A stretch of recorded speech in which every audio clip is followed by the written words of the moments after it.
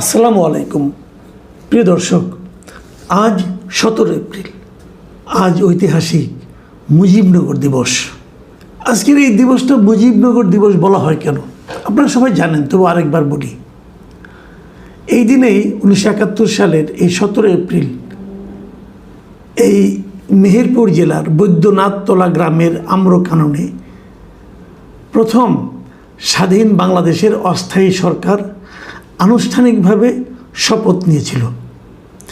এই পরবর্তী সময়ে এই বৈদ্যনাথতলাকেই মুজিবনগর নামে নামকরণ করা হয় এবং এখনও সেখানে ওই নামই চলছে। সেই দিবসটাকে আমরা স্মরণে রাখার জন্য আমাদের মুজিবনগর দিবস হিসাবে পালন করে থাকি। তো এই দিবসটা আজকে আমি অত্যন্ত আলোচনার জন্য আনলাম এই কারণে যে দেখুন, আমাদের দেশে দিবস নিয়ে নানা রকমের নাটক, নানা রকমের রাজনীতি আমরা গত 2-3 বছরে দেখেছি। কিছু কিছু দিবস যে দল ক্ষমতায় আসে তাদের প্রয়োজন অনুযায়ী, তাদের মন মানসিকতা অনুযায়ী সেই দিবসগুলো আমাদের জাতীয় দিবস হিসাবে আমাদের উপর চাপিয়ে দেওয়া হয়। আবার যখন সেই সরকার চলে যায়, অন্য একটা সরকার এসে তাদের মন মতো আরও কিছু দিবসকে জাতীয় দিবস করে এবং আগের সরকারের যেগুলো তাদের পছন্দ নয় সেগুলোকে বাতিল করে দেয়। এই একটা মিউজিক্যাল চেয়ার, দিবসের যে এই যে মিউজিক্যাল চেয়ার, এটা আমরা অনেক বছর ধরে দেখে আসছি। কিন্তু এই মিউজিক্যাল চেয়ার যেটা একটা দিবসকে বাতিল করে দেওয়া, সেক্ষেত্রেও কিন্তু কিছু ধৃষ্টতার ব্যাপার আছে। গত অন্তর্বর্তীকালীন সরকারের মধ্যে আমরা সে ধরনের কিছু ধৃষ্টতা দেখেছি। কিন্তু যেমন তারা একবার ক্ষমতায় আসার পর 2024-এর অক্টোবরের দিকে তারা একটা ঘোষণা দিয়ে 8টা জাতীয় দিবসকে তারা বাতিল করে দেয়, 8টা। এবং এই 8টা জাতীয় দিবসের মধ্যে বেশ কিছু দিবস ছিল যেটা নাকি শেখ হাসিনার সরকার এসে অনেকটা আমাদের উপর চাপিয়ে দিয়েছিল। সেগুলো আমি নিজেও ব্যক্তিগতভাবে সেগুলির ব্যাপারে আমারও আপত্তি ছিল। তারা কি কি বাদ দিয়েছিল আমি আপনাদের একটু বলি। সেটা হলো ঐতিহাসিক 7ই মার্চকে তারা দিবস হিসেবে বাদ দিয়েছিল। 17 মার্চ জাতির পিতার জন্মদিবস ও জাতীয় শিশু দিবস। 5ই আগস্ট শহীদ ক্যাপ্টেন শেখ কামালের জন্মবার্ষিকী। 8ই আগস্ট বঙ্গমাতা শেখ ফজিলতুন্নেসা মুজিবের জন্মবার্ষিকী। 15 আগস্ট জাতীয় শোক দিবস। 18 অক্টোবর শেখ রাসেলের জন্মদিবস। 4 নভেম্বর জাতীয় সংবিধান দিবস এবং 12 ডিসেম্বর স্মার্ট বাংলাদেশ দিবস।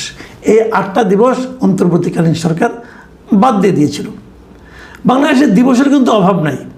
বাংলাদেশে প্রায় 80-90টা দিবস আছে। যেমন জাতীয় চা দিবস, এটাও একটা দিবস। এরকম অনেক দিবস কিন্তু আছে। তো এর মধ্যে আমি মনে করি যেমন শেখ কামালের জন্মবার্ষিকী, বেগম ফজিলতুন্নেসার জন্মবার্ষিকী, শেখ রাসেল দিবস, স্মার্ট বাংলাদেশ দিবস, এমনকি জাতির পিতার জন্মদিবস যেটা 17 মার্চ, এগুলো যদি জাতীয় দিবস হিসেবে বাদ দেওয়া যায়, বাদ দিয়ে দেয় কেউ, আমি খুব বেশি একটা কিন্তু মাইন্ড করব না। তো জাতির পিতার জন্মদিবসটা রাখলে ভালো হতো, তাও যদি কেউ বাদ দেয় আমি হয়তো অতটা মাইন্ড করব না।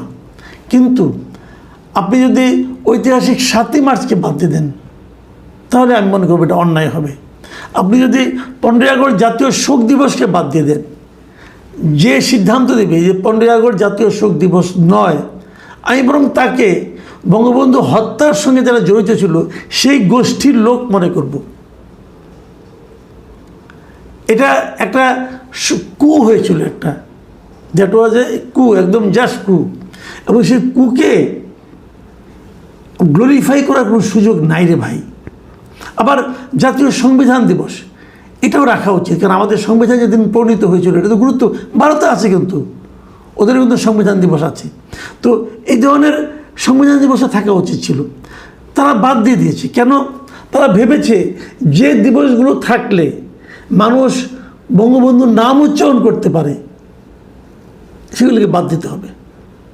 এবং তখন দেখেন এগুলি যখন বাদ দেয় 2024-এর অক্টোবরে, তখন ওই সময় যিনি তথ্য ও সম্প্রচার উপদেষ্টা ছিলেন নাহিদ ইসলাম, এখন যিনি এনসিপির আহ্বায়ক, তিনি কি বলেছিলেন সাংবাদিকদেরকে দিবসগুলো বাদ দেওয়ার ব্যাপারে? বলেছিলেন যে যে দিবসগুলোকে অগুরুত্বপূর্ণ মনে হয়েছে সেগুলো বাতিল করা হয়েছে। একটা ফ্যাসিস্ট আদর্শ এবং সেই আদর্শকে ধারণ ও চর্চার জন্য দিবসগুলো প্রতিষ্ঠা করা হয়েছিল। আমি নাহিদ ইসলামকে এখন তো দেখি অনেক বড় বড় কথা বলে, গণতন্ত্রের কথা বলেন। তিনি 7ই মার্চকে অগুরুত্বপূর্ণ দিবস মনে করেন এবং তিনি মনে করেন যে 7ই মার্চ পালন করা হলে একটা ফ্যাসিস্ট আদর্শ তার চর্চার জন্য 7ই মার্চ পালিত হয়। 7ই মার্চ বিষয়টা আসলে কী ভাই? 7ই মার্চ ওই দিন বঙ্গবন্ধু পাকিস্তানের শাসন আমলে 7ই মার্চে উনি রেসকোর্সের ময়দানে একটা ভাষণ দিয়েছিলেন, এখন যেটা আমরা সোহরাওয়ার্দী উদ্যান বলি, সেখানে উনি একটা ভাষণ দিয়েছিলেন এবং সেই ভাষণটাই বেসিক্যালি, এই ভাষণটা এত চমৎকার একটা ভাষণ, এত দিক নির্দেশনামূলক একটা ভাষণ ছিল যে ভাষণকে অনেকেই যারা মুক্তিযুদ্ধ করেছেন তারা সবাই সেই ভাষণটিকে মুক্তিযুদ্ধের মূল প্রেরণা হিসাবে বিবেচনা করেছেন। এবং এই ভাষণটা এতটাই গুরুত্ব পেয়েছে সারা দুনিয়াতে যে এই ভাষণকে 2017 সালের 30 অক্টোবর এই জাতিসংঘের শিক্ষা, বিজ্ঞান ও সংস্কৃতি বিষয়ক সংস্থা ইউনেস্কো তারা এটাকে বিশ্ব প্রামাণ্য ঐতিহ্য বা ওয়ার্ল্ড ডকুমেন্টারি হেরিটেজ হিসেবে আন্তর্জাতিক স্বীকৃতি দেয়। এই স্বীকৃতি ভাষণটিকে জাতিসংঘের memory of the world international রেজিস্টারে অন্তর্ভুক্ত করে। তো এরকম একটা জাতীয় সম্মানের যে ব্যাপারটা, যে ভাষণটা, সেই ভাষণের যে দিবসটা ঐতিহাসিক 7ই মার্চ, সেটাকে নাহিদ ইসলাম গং এরা অগুরুত্বপূর্ণ মনে করে। এরা ইতিহাসের এত বড় পণ্ডিত যে তারা মনে করে এটা অগুরুত্বপূর্ণ এবং তারা মনে করে এই ভাষণটা মানুষের মধ্যে ফ্যাসিস্ট আদর্শকে নাকি প্রচার করবে। মানে স্বাধীনতা লাভের যে আকাঙ্ক্ষা, সে আকাঙ্ক্ষা যে ভাষণে প্রচারিত হয় সেই ভাষণকে এই মহাজ্ঞানী নাহিদ ইসলাম মনে করে এটা নাকি ফ্যাসিস্ট ধারণার প্রচার করে। তারা এটাকে বাতিল করে দিয়েছিল এবং বাতিল করে দিয়ে সেই সময় তারা 3টা নতুন দিবস চালু করেছিল। সেই 3টা নতুন দিবসকে কি? 8ই আগস্ট তাকে বলেছে নতুন বাংলাদেশ দিবস, মানে যেদিন ডক্টর মোহাম্মদ ইউনূস দায়িত্ব নিয়েছেন সেটা হলো নতুন বাংলাদেশ দিবস। মানে নতুন বাংলাদেশ, মানে উনি দায়িত্ব নিয়ে এমনই আকাম কুকাম করছেন যে ওইটার নাম হলো নতুন বাংলাদেশ দিবস। দেশের যে কোনো মানুষকে জিজ্ঞাসা করেন, আমি তো এটাও মনে করি এদেশের ইতিহাসে সবচেয়ে মন্দ শাসক হিসেবে যদি কারো নাম লেখা হয়ে থাকে তার 1 নম্বরে থাকবে ডক্টর ইউনূসের নাম। আর যেদিন উনি দায়িত্ব নিয়েছেন সেটা হলো নতুন বাংলাদেশ দিবস। আর তারপর 5ই আগস্টকে বলেছেন জুলাই গণ অভ্যুত্থান দিবস। হ্যাঁ, এই দিবসটা আমি গুরুত্ব দিচ্ছি। 5ই আগস্ট শেখ হাসিনা সরকারের পতন হয়েছিল গণ অভ্যুত্থানের মুখে, গণজোয়ারের মাথায়। অতএব এটাকে আমি গণ অভ্যুত্থান দিবস হিসেবে মানতে রাজি আছি। আর 16 জুলাইকে শহীদ আবু সাঈদ দিবস, এটাও আমার মানতে কোনো আপত্তি নাই। তো এইভাবে তারা কিন্তু নিজেদের মতো করে 3টা দিবস ইন্ট্রোডিউস করছে আর 8টা দিবস বাদ দিয়েছে। 8টার মধ্যে অনেকগুলো বাদ এমনি হতে পারতো, আমার কোনো আপত্তি নাই। কিন্তু আপনি 7ই মার্চকে যখন বাদ দেন, 15 আগস্টকে যখন বাদ দেন, তখন বুঝতে হবে আপনার মতলব খারাপ। তো এই আলোচনাগুলো আজকে এইভাবে করলাম কেন সেটাও বলি। করলাম এ কারণে যে গতকালকে এই নতুন সরকার, বিএনপি সরকার, নতুন 2টো দিবসকে অন্তর্ভুক্ত করেছেন। নতুন এই দিবস দুটো কী কী? একটা দিবস হচ্ছে 6 জুলাই, এটা হলো পল্লী উন্নয়ন দিবস। পল্লী উন্নয়ন দিবস হিসেবে 6 জুলাই। এটা কেন, কীভাবে আমি অত ডিটেল বলতে পারবো না, আপনারা জানেন কিনা আমি জানি না, তবে গুরুত্বপূর্ণ মনে করেছেন, দিয়েছেন, অসুবিধা নাই। 6 জুলাই। আরেকটা দিয়েছেন 7 নভেম্বর, এটা হলো বিপ্লব ও সংহতি দিবস। 7 নভেম্বর ঐতিহাসিক গুরুত্বটা কি? 75 সালে 7ই নভেম্বর এই বলা হয়ে থাকে যে জনতা এবং সেনাবাহিনী, সিপাহী বিপ্লব বলে এটাকে আর কি, সিপাহীরা এরা যে ওই সময়ে সেনাপ্রধান ছিল জেনারেল জিয়াউর রহমান, তাকে অন্তরীণ করে রাখা হয়েছিল, গৃহবন্দী করে রাখা হয়েছিল।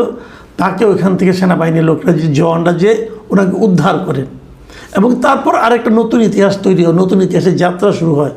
সেই হিসেবে এই দিবসটাকে বলা হচ্ছে বিপ্লব ও সংহতি দিবস। আমার এই দিবসটি কোনো আপত্তি নাই, আমি হ্যাপি। কারণ এই দিবসটা যতবার আওয়ামী লীগ ক্ষমতা আসে এসেই এই দিবসটাকে প্রথম বাতিল করে, মানে কি ফানি ব্যাপার, এটা তারা বাতিল করে দেয়। তো এবার ওনারা বিএনপির ক্ষমতা এসেছেন, এই দিবসটাকে আবার তারা পুনরুজ্জীবিত করেছেন, আমি হ্যাপি।